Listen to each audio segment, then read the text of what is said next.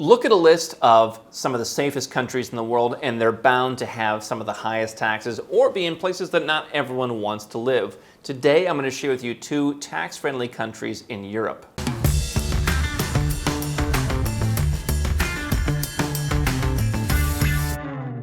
Hi, I'm Andrew Henderson. This is Nomad Capitalist. We're the channel and the company that helps 7- and 8-figure entrepreneurs and investors legally go where you're treated best. You can learn more at nomadcapitalist.com.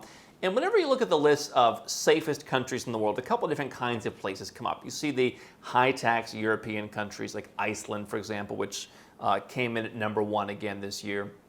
You see countries in the Middle East, for example, like the UAE or Qatar that offer great tax policies and do offer great safety and cleanliness, but aren't the kind of place that everyone wants to live. And then you see the occasional emerging economy. We've seen Georgia, for example, on the list many different times in the past. And so those are the kind of countries that you're looking at. What you don't often get for people who want that European lifestyle without the 50% tax bill that our 7- and 8-figure entrepreneurs and investors are trying to get away from is the tax-friendly European countries. That's the sort of white whale. While I'm looking at the list, this is based on the Global Peace Index and other indexes. They put together a couple of different indexes, and they made a list of the safest countries in the world. What's on the list? Iceland, New Zealand, Austria, Denmark, Canada, Japan, all the usual suspects. Singapore, these are the usual suspects. So again, you've got Singapore, either very tax-friendly or relatively tax-friendly, rather difficult to get into these days. You've got the Denmarks, tax city. I was next door in Sweden a couple years ago, and the guy's like, "Oh, can you believe the trains late?" I said, "I thought you guys were paying high taxes for this." And he said, "Oh, you wouldn't believe, ever since the taxes went from 59 to 55, it's been bedlam." And so you don't have a lot of choice. New Zealand, look what's happened there. It's been a place that we've always said there are better options. Now, 2 countries that stand out on the list as safe while also offering tax friendliness and offering a path to getting in. Number 1, Portugal. Number 2, Ireland.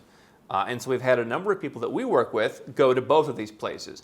Portugal, well known for its Golden Visa program. You can make an investment. The numbers are going up for 2022, but you can buy real estate, you can invest in funds, there are charitable options, you can create jobs. There's a number of different ways that you can come in. And while the program is a little bit slow at approving people right now, if you're a person of upstanding character, you should have a relatively straightforward time getting in, minus the paperwork, the bureaucracy, getting everything set up.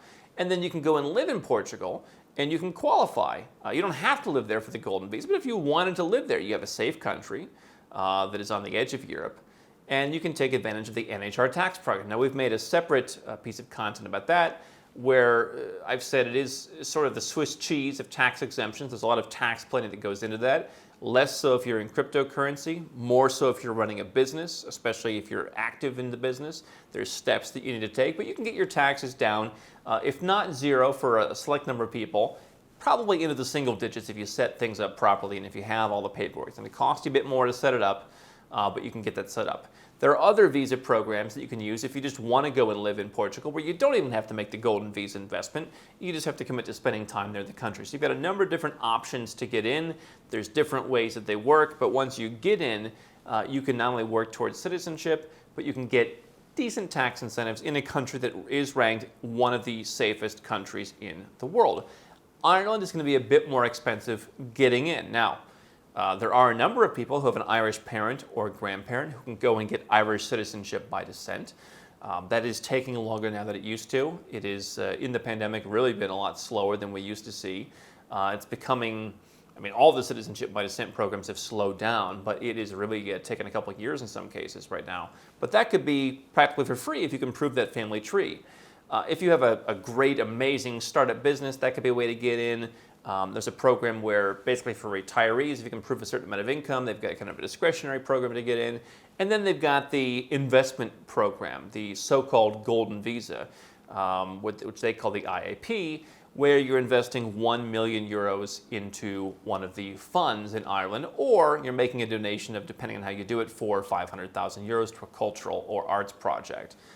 There's more expensive options than that, which just don't really work as well or aren't perhaps as interesting for most people. And once you go to Ireland, you can basically set, how much money am I bringing into Ireland? How much money am I going to pay tax on? Again, if I'm running a business, it's going to be a lot more tax planning. Ireland perhaps is a little bit more flexible in terms of how much time do you spend in Ireland, and simply, spending a certain amount of time there and then being out of the country a certain amount of time and just avoiding tax that way. But you've got, as with all of Europe, you've got the personal tax profile, you've got the business tax profile if you're running a business, especially if you're managing a business. Those are both things that need to be addressed. However, theoretically, taxes, again, could be relatively flexible. You're not going to necessarily have to pay tax on your full income at the top rates, because Portugal and Ireland are not exactly tax havens, but they do have incentive programs for people who are coming in who meet certain criteria. So if you're looking to not be in Dubai, you're looking to not be in Tbilisi, Georgia, you're looking to not be in Singapore, or some of those countries have made it more difficult to get in. You want a higher level of higher standard. You want the benefits of Western Europe without the high taxes.